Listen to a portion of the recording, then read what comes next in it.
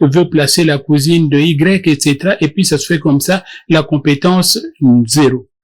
Alors, comment voulez-vous que moi, en tant que client, usager de cet hôpital, aille me cramponner à un rapport d'une douzaine de parlementaires qui viennent là pour dire, voilà, vous savez, ici, l'aspirine, il n'y en avait pas, maintenant il doit y en avoir. Ça, nous savons tout ça. Nous savons ça. Au CHU où on vous vendait, je dis au passé pour ménager certaines susceptibilités, on vous vendait même les médicaments que votre parent mort laisse sur son lit d'hôpital. On vient le marchander. On vous dit, voilà, il faut gonfler l'ordonnance jusqu'à 85, 90, 100 000, 150 000. Et aujourd'hui, donc, un député vient faire semblant de découvrir qu'il y avait ces mots-là au CHU et va les éradiquer comme d'un... C'est parmi les points de cette mission, parmi les points évidemment, identifier les problèmes de cet hôpital.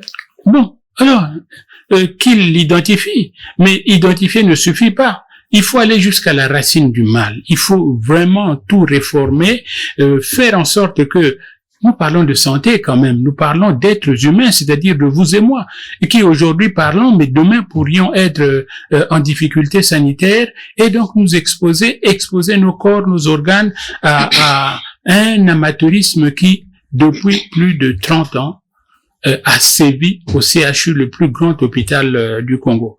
Alors, ça n'est pas moi, c'est moi qui le dis. Mon doute n'est pas dirigé contre mon estimé confrère Dimi, mais mon doute de voir 12 députés déambulants dans les allées du CHU, au milieu de 1001 pleurs, de gens qui toutes les 10 minutes pleurent quelqu'un qui est parti au point que l'hôpital est devenu le CHU. Non, pardon, soyons sérieux.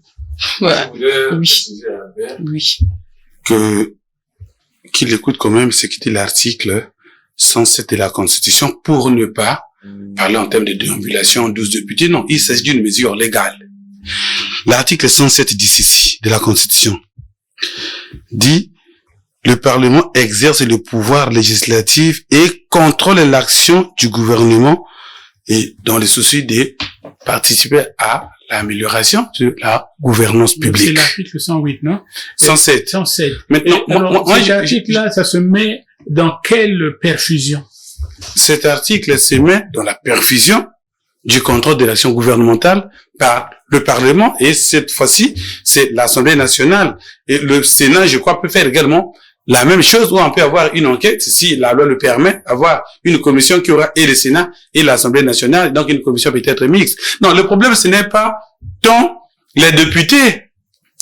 Le problème, je crois qu'il faut insister, c'est que vise cette enquête. Est-ce que cette enquête permettra réellement au CHU, voilà, de régler au moins certains problèmes? Parce que si, à l'époque, Ngakala n'a pas résolu les problèmes. Après, c'est Ovulaka qui n'a pas résolu les problèmes. Après, c'est Ambiero qui n'a pas résolu. Après, c'est les Blancs. Les Canadiens. Qui n'ont pas résolu. C'est pas les Blancs. Après, non, mais on a pris des gens qui n'ont pas, mais pas pour la couleur de leur peau. Non, mais moi, non, écoutez, je ne sais pas. Nous sommes les Noirs, ils sont des Blancs. Mais il faut dire les Canadiens, parce que c'est les Canadiens qui sont arrivés, et aujourd'hui, c'est Ngomé qui est là, les problèmes persistent. Est-ce que c'est parce que les premiers traitements infligés à un malade n'ont pas donné de bons résultats qu'on va cesser d'emmener le malade chez d'autres médecins? Je crois que tant que le CHU peut être visité, peut être audité, peut être inspecté par d'autres composantes socio-professionnelles ou politiques pour qu'ils s'en sortent, on le fera tant que les problèmes existeront. Donc je ne vois aucun mal que des députés, conformément à la loi, mettre en place une commission pour essayer d'apporter la touche de l'Assemblée nationale, peut-être au moins à la réanimation du CHU. Si il respire encore. La réanimation, Dimi. Mais nous n'en sommes pas là et nous ne souhaiterions pas en être là. La réanimation, non. Nous parlons d'une structure qui devrait nous imposer la réanimation s'il y a obligation de cela. Donc, nous sommes dans la réalité, il faut qu'on évite d'être philosophe.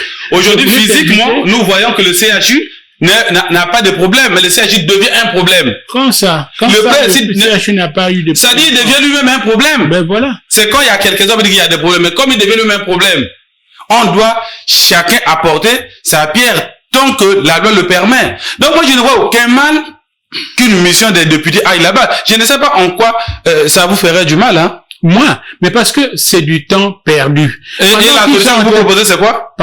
Je vais dire, la réforme, je veux dire, de tous les problèmes, il faut les prendre à bras le corps. Depuis 97, même à l'époque de Lunana Kouta et autres, des problèmes ont été décriés. Au fur et à mesure, malgré l'argent qu'on met, on voit que les problèmes ne font que s'accumuler. Ça fait que s'accumuler au point où l'hôpital n'a plus de problème, mais l'hôpital est devenu un problème. Alors, mais il faut quand même les traiter. Même pour les malades. Comment l'hôpital Dimi très cher. Depuis 1997, combien de personnes sont mortes au CHU? Mais de morts, j'allais dire, évitables.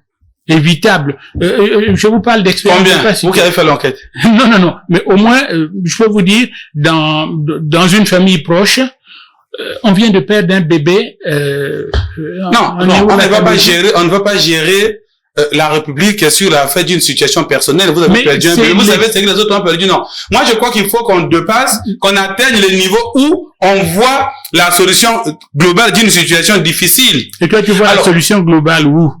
Mais la solution, on est en train d'essayer les pistes, c'est la première à échouer. Donc, on va s'arrêter. Puisqu'aujourd'hui, on a tout essayé, jusque-là, on n'a pas la solution pour le CHU. Alors, ça veut dire que d'autres expertises ne peuvent plus être consultées pour sauver, mais on nous a abandonné comme ça. Mais Dimi. Mais moi, je veux dire ceci. Oui. Jusqu'à quand nous allons essayer? Laisser les parlementaires aussi échouer. Ah, non. Ça, c'est une responsabilité que je ne veux personnellement pas, prendre, parce que échouer, ça veut dire augmenter le nombre de morts par... Non, mais s'il vous plaît. Le problème n'est pas là. Le problème que je voudrais te faire comprendre est ceci. Que nous avons des problèmes. Nous avons un problème. Le CHU. Et il faut le résoudre. Les premiers médecins qui sont passés de 97 à aujourd'hui ont réussi juste à le maintenir en vie. Mais ils ne l'ont pas rétabli. Par exemple, la mobilité et la réflexion. Voilà. On a mis quelqu'un, malgré l'argent qu'on met, on voit que ça ne tient toujours pas. Mais si on peut ajouter d'autres traitements venus d'autres experts. Heureusement que tu es contre la philosophie en ces domaines. Mais est-ce que, Ernest Dimi, est-ce que les problèmes du CHU, parmi les problèmes du CHU, la défaillance du système de santé, est-ce que cette mission parlementaire, cette enquête parlementaire va précisément apporter des solutions? L'enquête n'apporte pas de solutions. L'enquête fait son diagnostic, trouve les problèmes, les classifie, et propose des solutions tenant compte de... Il dit par exemple, ils vont constater que il y a les services de laboratoire qui n'a plus de matériel. Ces députés qui réalisent cette enquête parlementaire ne sont-ils pas soignés au CHU? Ça veut dire non, le problème n'est pas là. Là, c'est la question de la République. Ils peuvent être, c'est difficile, bon, on en a vu, hein, il y a des députés, des sénateurs, maires aussi, au CHU, ceux qui sont comme moi et Albert, maire aussi au CHU. Mais il y en a, on entend que c'est toujours ailleurs. Non, le problème n'est pas là. Le problème, c'est de faire que cet instrument, c'est le sommet quand même de notre pyramide de santé. Faire que cet instrument soit quand même au point, non seulement de mettre en confiance les usagers, donc les Congolais, mais de leur donner des prestations aussi qui rassurent. Je comprends, bien sûr, je comprends Albert. Quand il parle de l'enfant qui est mort, c'est tout à fait normal qu'il s'indigne, qu'il s'apitoie et qu'il dénonce. Voilà. Mais c'est une situation qui ne doit pas être vu au cas par cas, qui doit être résolu de manière que chacun trouve sa solution. Vous savez, puisque on parle de cas par cas, moi j'ai géré un cadet à la réanimation. Alors, quelqu'un à la réanimation, il vous faut traverser et venir s'aligner à la pharmacie qui est en face. Parce que aussi, la pharmacie est vide. Vous voyez? Alors, est-ce que si la pression ou l'enquête des parlementaires peut au moins amener à ce que la pharmacie soit garnie?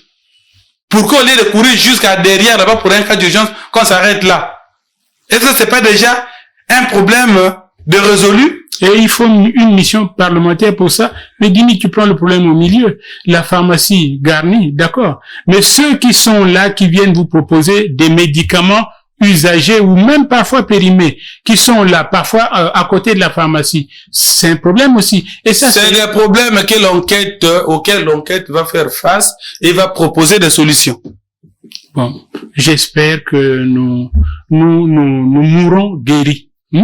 Donc voilà, c'est tout ce que... Est-ce que quelqu'un guéri peut mourir d'accident? D'accord, non. Je vois plutôt. Je crois qu'il faut laisser aussi d'autres expertises prendre le problème à bras le corps. Vous savez, les CHU... Mais Ernest Dimi, je pose cette question. Est-ce que les problèmes du CHU sont nouveaux? Les problèmes du CHU ne sont pas nouveaux comme les problèmes du Congo. Ne sont pas nouveaux. Pourquoi jusqu'ici ces problèmes non sont-ils pas réglés? en fait le problème c'est pas de régler tous les problèmes. Les problèmes ici se posent au niveau où malgré l'argent qu'on met, on a l'impression que la situation s'empire. Alors il y a problème. D'où au-delà de ce qui est fait dans le passé, au-delà des gens qu'on envoie, vous croyez vraiment sincèrement que tous les DG de Lunana Kuta, Ngakala, Ovulaka, Ambiero, les Canadiens et Ngombe, tout le monde est vraiment mauvais et incompétent? Non. Les problèmes aussi, ils peuvent avoir leurs limites, mais des problèmes viennent aussi d'ailleurs. Les enquêtes ont été menées, les audiences ont été menées, mais est-ce que ça suffit? Puisque la solution n'arrive pas. Ah, donc il faut une commission parlementaire d'enquête. Ok. Vous avez compris? Oh oui, j'ai compris. Mais on se verra que Dieu nous donne vie et puis on en reparlera dans 10 ans, dans 5 ans. Non. Oui. Je vous arrache la parole. Vous avez assez parole.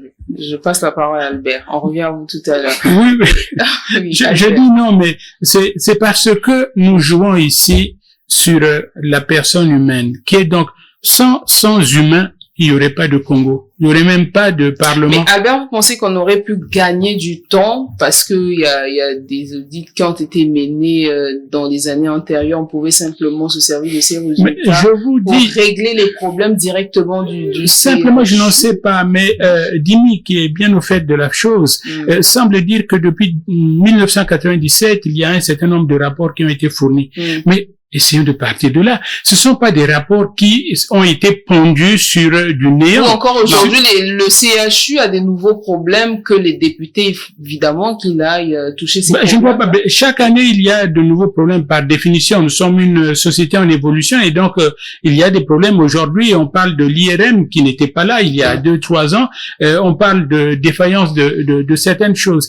Mais quand il s'agit de problèmes aussi vieux que le CHU, la banque du sang, qui n'arrive pas à sauver un individu parce qu'il manque des poches de sang ou qu'il y en a, mais que pour les sortir de là, il vous faut monnayer cela. Je veux dire, alors que la chose est par définition gratuite. Alors que les gens font des dons de sang gratuitement. Alors, donc, vous comprenez ça. Alors moi, je dis non, mais j'ai confiance en mes députés pour d'autres raisons, pour d'autres choses, pour d'autres domaines. Pas pour le CHU. Non, pas pour cette mission-là. Je veux dire, ils vont se balader parmi les mourants et puis ils vont revenir en disant, bon voilà, nous avons compté 5 morts, 5 mourants, 2 vivants, 2 ceci. Moi, pardon, ça m'intéresse pas. Il faut sauver l'humain qui est au CHU. Il faut sauver l'humain congolais par le CHU. Mais est-ce que le management aujourd'hui, c'est vrai qu'après le départ des Canadiens, il y a eu le professeur Thierry Ngombe qui a pris les rênes du CHU. Est-ce que son management a pu quand même faire évoluer les choses à la tête de... La parole a Dimi. Oui. Non. Déjà, je n'ai pas fait une enquête sur le management de Thierry Ngombe, mais je vais plutôt dire ceci. Que, est-ce que c'est, du point de vue social, je crois qu'il y a quand même accalmie.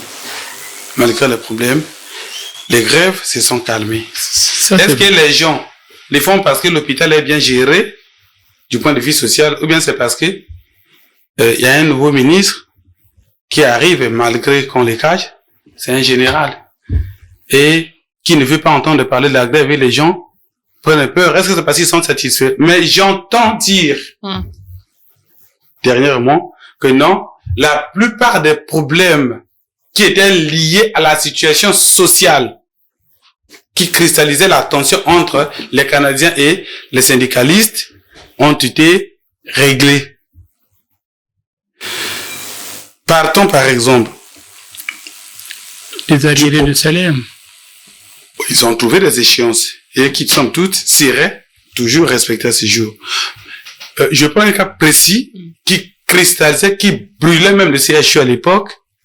C'est les renvois purs et simples du responsable syndical alors qu'il défendait les intérêts des travailleurs et l'outil de travail. Il était chassé par les Canadiens. Mais malgré le fait qu'il avait eu gain de cause devant la justice, les Canadiens n'en faisaient qu'à leur tête, ont été sûrement par leur mentor congolais.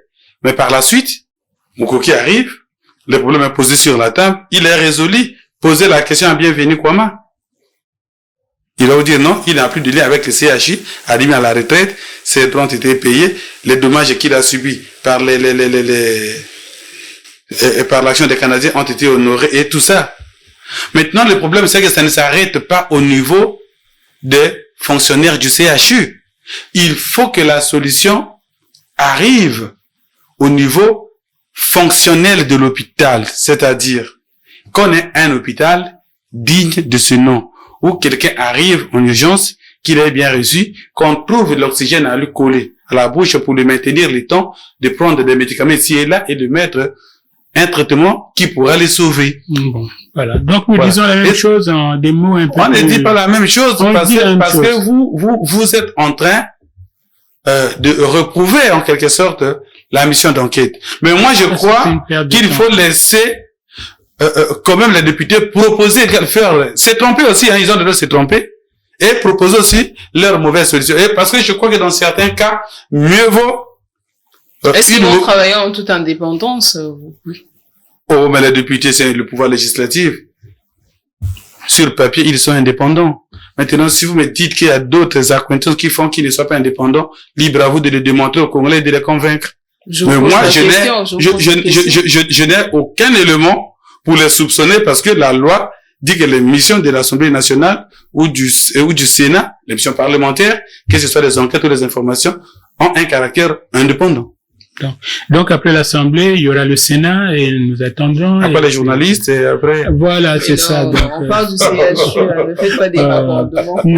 Parlant du CHU. Donc voilà, non, mais nous avons affaire ici à un problème aussi vieux que ça et je veux dire, c'est bien dommage parce que toutes les compétences que nous avons au CHU aujourd'hui, toutes les personnes soignantes qui sont là, soit médecins, professeurs, etc., tous ces jeunes qui rentrent pétillants de connaissances qui rentrent de Cuba. Et d'ailleurs aussi, et pas que Cuba. Bon, moi j'ai parlé de Cuba. Écoute, d'ailleurs c'est quoi? C'est quel est le pays que tu voudrais qu'on n'oublie pas? Donc voilà, ils sont là, ces jeunes et ces moins jeunes, mais ils sont là à notre service à nous. Mais mis ensemble, ça ne fonctionne pas. Alors il faut trouver le pourquoi. Pourquoi est-ce que des compétences, quand elles sont mises ensemble, s'annulent les unes les autres? C'est cela la question.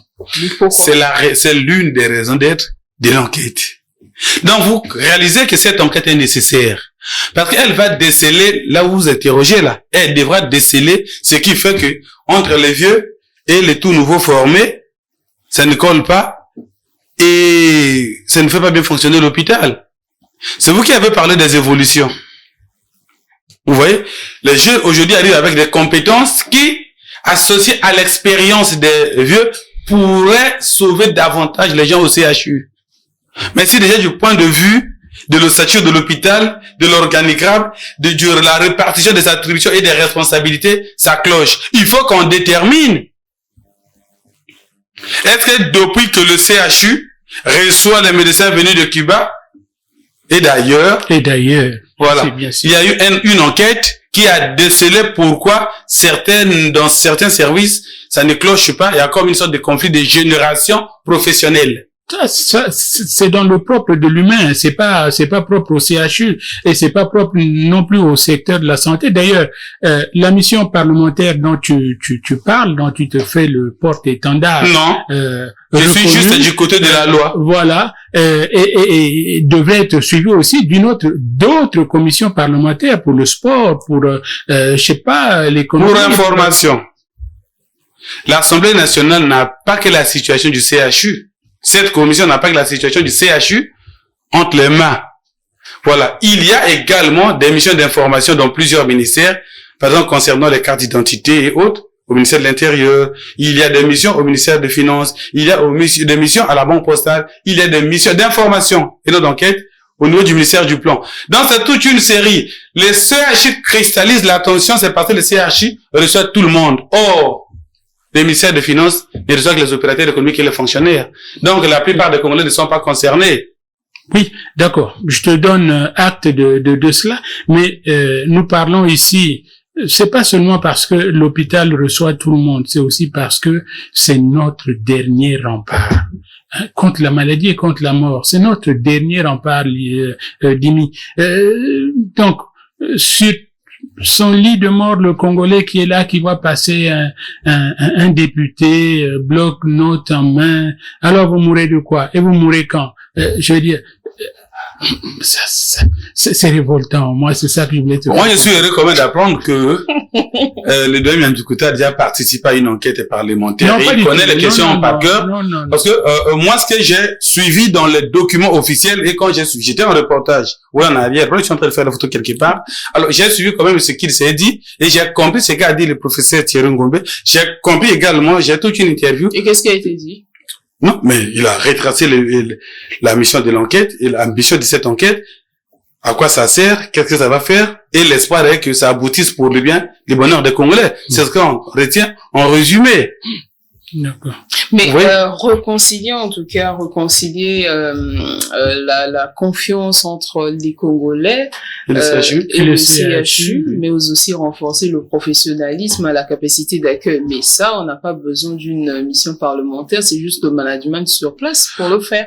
Vous citez 2 ou 3 problèmes. Oui. Mais je vous ai dit que le CHU devient un problème. Donc vous avez un malade. Les pieds ne tiennent pas. Les oreilles ne tiennent pas. Les dos ne tiennent pas. Les intestins ne tiennent pas. Alors, si vous avez pris un ophtalmologue, c'est juste pour les yeux. Il faut prendre aussi quelqu'un, un néphrologue pour les reins et pour autre chose. Il faut prendre un cardiologue. C'est l'association de ces expertises. On comprend que le mal est profond au niveau du CHU. Je vous ai dit que ce n'est pas le mal profond. Le CHU devient un mal qu'il faut en fait, on va pas reprendre l'expression. Le verre. Oui. Le CHU, en réalité, on pourrait même parler que c'est lui le verre.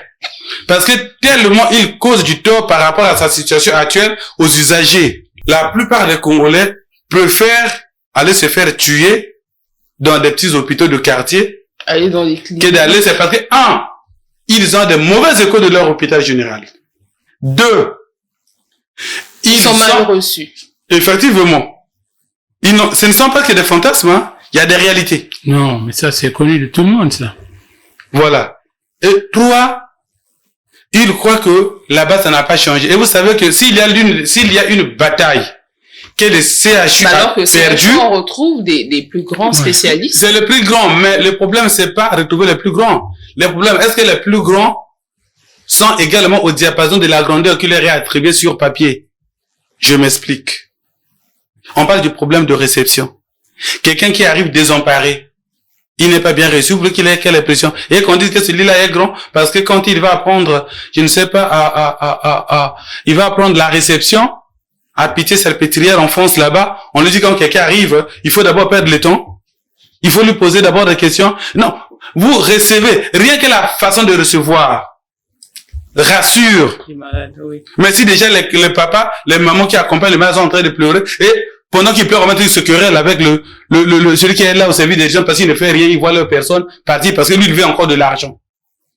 Voilà, ça Dimi à la fin, il finit par retrouver la bonne dimension des non, choses. moi j'ai décrit juste les problèmes. Mais bien sûr. J'ai décrit les problèmes Bien sûr. et les situations auxquelles les députés devront apporter aussi leurs propositions pour solutionner. Ils ne vont pas solutionner. Parce que c'est les députés qui votent les lois. Pardon? Ils ne vont pas solutionner. Ils vont proposer les solutions.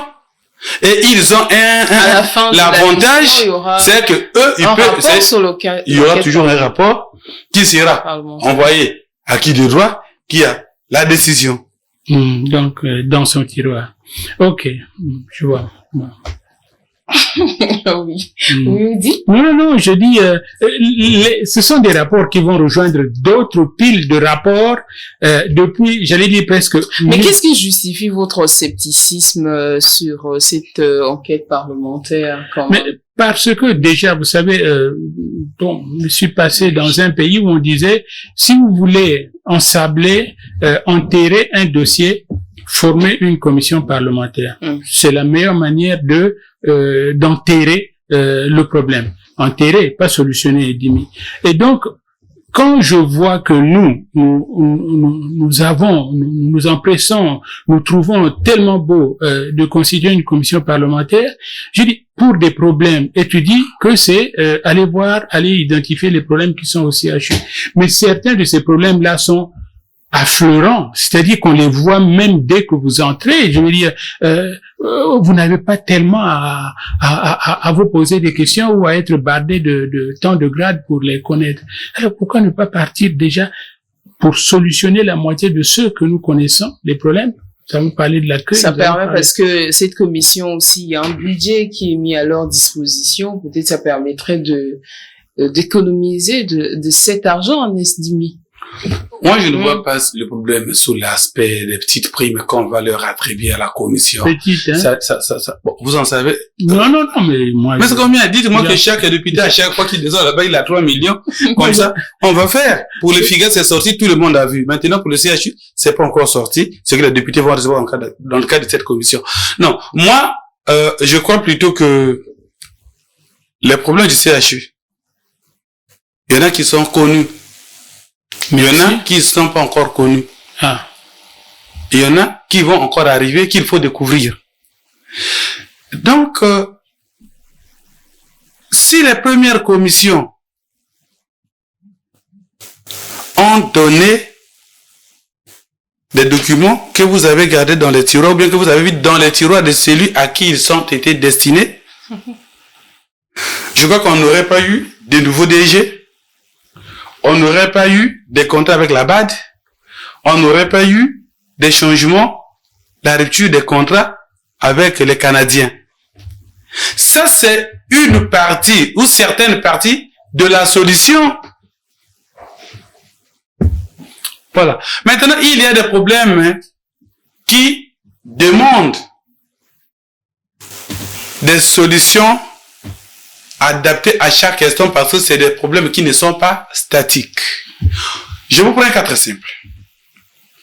En 2000, on pouvait parler de l'informatisation, par exemple, du CHU pour le contrôle des malades, de la recette et tout.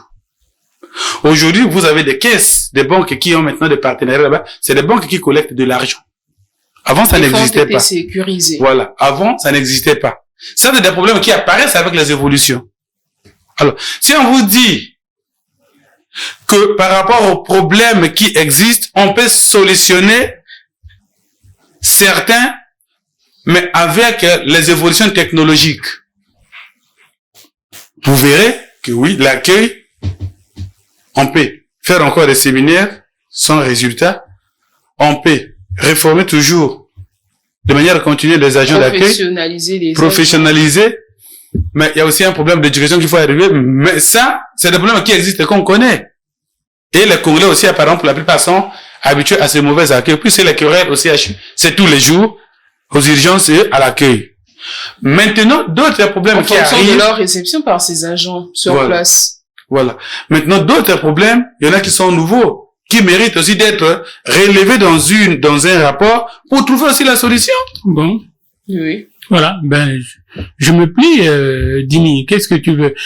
Parce que là nous faisons appel à ce qui sera, et donc ce qui sera, tant que ça n'est pas, nous ne pouvons pas juger sur pièce, mais donnons acte à cette commission-là de vouloir faire du travail sérieux, de rechercher les problèmes là où ils sont. Et c'est écrit sur la note qui met en place cette commission. Tu aimes beaucoup les notes, toi. Hein? Nous parlons de santé, toi tu vas me brandir une note. Mais mais la mission est déterminée, c'est précis. C'est ça. Bon. Alors, Albert va sur du concret, c'est-à-dire après cette enquête parlementaire, est-ce que sur la gestion du CHU, sur le fonctionnement du CHU, il y a des choses qui vont évidemment changer? Nous sommes en avril. C'est à quoi nous nous attendons. Vous êtes? Nous sommes en avril, je dis. Et quand vous voulez enseigner, c'est 1%. Ah non, non, pas faire de blagues sur ce. Voilà. Non, je voulais dire que d'ici la fin de l'année, donc nous avons plus de 7 mois. Et puis... Non, mais si les solutions, moi je voulais plutôt qu'on soit compris. Oui. Si les solutions n'arrivent pas, ce n'est pas tant par la faute de la commission, ça sera par la faute du décideur. C'est la même chose avec les enquêtes qui sont faites par l'inspection générale d'État, par exemple, qui sont faites par la police, par exemple, qui sont faites par les autres institutions de bonne gouvernance, qui font des enquêtes et des rapports, qui déposent, par exemple, au parquet, et le parquet ne fait rien. Voilà pourquoi ce qui m'emmène à vous poser cette question. Est-ce que cette enquête, ça ne sera pas une enquête de trop? Est-ce que l'eau des enquêtes, est-ce que les premières enquêtes, j'ai dit, est-ce que les premières enquêtes ont été de trop? Moi, je ne crois pas. Parce que, c'est quoi exactement la finalité d'une enquête? La finalité d'une enquête, de cette enquête, c'est établir la liste des problèmes, proposer les solutions et aller dire à celui qui décide, voilà, nous revenons de là-bas, on a établi qu'à l'IREM, il n'y a rien, dans tous les labos, il n'y a rien, les lignes n'existent plus, les malades sont à terre, il y a trop d'argent qui ne sont pas formés, tout ça. Nous avons proposé qu'on rétablisse l'IREM, vous allez prendre les contacts avec tel service, qu'on fasse ceci, qu'on réforme les agents, qu'on on envoie encore d'autres informations à l'extérieur, ainsi de suite. Oui. Maintenant, si la personne là n'applique plus, ce n'est plus le problème de l'Assemblée nationale. L'Assemblée nationale fait ce que la loi lui demande de faire, mais elle ne vient pas avec la solution et elle n'impose pas à celui qui a la décision de gérer la situation comme une urgence maintenant. Tu vois, mais c'est des pistes de solutions, mais c'est des canaux qui permettent quand même d'avoir une certaine idée et c'est une sorte de pression aussi qu'on met sur les décideurs. Parce que là, quand ils vont finir, je crois forcément, ils devraient avoir un point de presse. Nous avons fini notre enquête. Même s'ils ne nous donnent pas, nous, la presse, les résultats, mais nous saurons qu'ils ont déjà eu l'enquête. S'il y aura un point de presse. Et ils vont dire qu'ils l'ont remis. À qui de droit? On sait généralement que c'est remis au président de l'Assemblée nationale qui va emmener, je ne sais pas si c'est chez le président de la République ou si c'est le président si c'est le ministre de la Santé qui a la décision. Là, on saura quand même que des solutions sont proposées par les députés. Alors, et s'ils ne l'ont pas, si elles ne sont pas appliquées, c'est peut-être le président de la République qui a refusé ou le ministre de la Santé qui a refusé ou qui n'ont pas de moyens. C'est ça, mais de grâce, ne refusons quand même pas que l'enquête soit faite. Bon, d'accord. Moi, je dis le point de divergence demeure. Moi, je n'en veux pas à l'Assemblée nationale. Je dis l'Assemblée nationale fait son travail, mais gagnons du temps. Gagnons du temps. Je veux dire, ne passons pas ça sur un dossier aussi vital que le CHU. Constituer une commission parlementaire qui va faire ceci, qui va faire cela, mais qui va on faire... est à la fin. Que faire pour soigner les mots? En tout cas, c'est plusieurs mots. Tout à l'heure, même Jimmy a utilisé l'expression qui décrit la chronique en ce moment à Brazzaville, le ver qui se trouve dans le fruit, le CHU qui serait, je suis dans le conditionnel. Que faudrait-il faire pour régler les problèmes du CHU et surtout pour rétablir cette relation de confiance entre Simple. Il faut soigner le CHU. Mais comment? Il faut soigner le CHU. Comment? C'est-à-dire que il faut lui appliquer des médications comme on soigne le corps. Tu as parlé tout à l'heure de néphrologie, tu as parlé de, voilà, le Pardon? De l'ophtalmologie aussi. Oui. Donc, le CHU souffre de tous ses sens. Et donc, il faut y appliquer. Est-ce que c'est pas un danger, celui en réalité qui devrait soigner les malades, soit lui-même malade? C'est un danger et c'est un risque. C'est pourquoi je dis, on ne s'amuse pas avec une structure comme celle-là. Donc, voilà. Ernest Dimi. Moi, je crois que dans la situation actuelle, le CHU est dans une position très, très difficile et ce ne serait pas par un coup de bâton magique qui va se relever. Malgré les compétences qui peuvent être mises à la tête de cet hôpital, on aura toujours des grincements de dents. J'ai suivi sur Internet et dans les autres médias qu'on a arrêté quelqu'un qui aurait déjà volé 10 voitures. Ça aussi, c'est des problèmes qu'il faut renforcer le CHU. Il y a le problème de sécurité, par exemple. 10 voitures au CHU, il y a un parking. Et quelques-unes sont retrouvées. Il faut aller au commissariat central avec les pièces et les plaintes pour retrouver votre voiture. Donc voilà autant de problèmes. Si on peut régler du côté de la réception, du côté du médicament, on aura toujours d'autres problèmes qui doivent être soulevés, qui doivent être solutionnés. Maintenant, il faut aussi les dire. Il faut que les agents du CHU, les responsables aussi, apprennent à avoir honte. Parce qu'il y a trop de griefs. Il y a trop de griefs. Même la réception. Là, on n'a pas besoin d'une commission d'enquête. À la réception, on n'a pas besoin d'une commission d'enquête. Les gens peuvent être entretenus et réformés par le DG ou par les professionnels ou entretenus, rien qu'entretenus. Et le DG devrait aussi quand même faire comme un ministre avait fait, je ne sais pas si c'était au Ghana, déguiser, faire semblant le malade arrive sur un Jakarta, mal reçu. Après, la sanction était venue. Donc, il faut que le DG parfois arrive très tôt au CHU, se déguise, et c'est un peu de vivre comment se comportent ces agents. Parce qu'il faut pas qu'ils soient seulement dans le bureau, attendre les mardis pour faire la ronde seulement avec les chefs de service. Non. Il faut découvrir. Il faut voir réellement ce que les Congolais, tous les Congolais qui se plaignent là, ne trompent pas, monsieur le DG. Il y en a qui peuvent extrapoler, mais il y en a qui disent des choses vraies et vous le savez.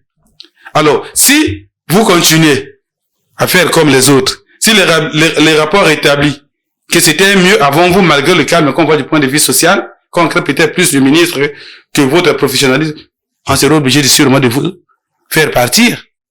Parce qu'il ne faut pas attendre qu'ils atteignent un seuil où les syndicalistes et les agents sont avec vous, mais les Congolais vous relâchent. Donc, sur le plan social au niveau du CHU, en calme parce que le ministre actuel, c'est un militaire en général. Non. Oui. Moi, je vous ai fait état de certaines questions qui sont réglées. Oui.